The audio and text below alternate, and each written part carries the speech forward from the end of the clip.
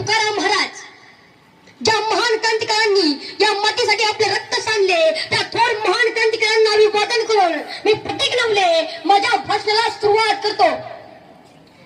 जगाच्या इतिहासामध्ये 280 देशांपैकी भारत हा सर्वश्रेष्ठ म्हणून देश म्हणून ओळखला जातो.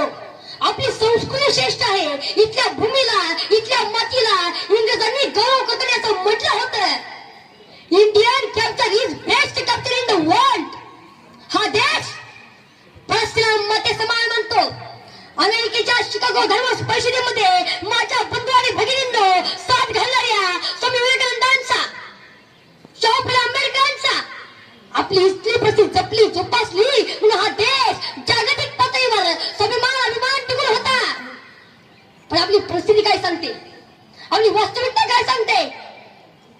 मित्रांनो, हा जो आभाळामध्ये फडकणारा तिरंगा आपल्याला दिसतोय ना, ह्या तिरंग्यासाठी अनेक महावीरांनी आपल्या प्राणाची आहुती दिली म्हणून हा तिरंगा असा आभाळामध्ये गौरवाने फडकतोय.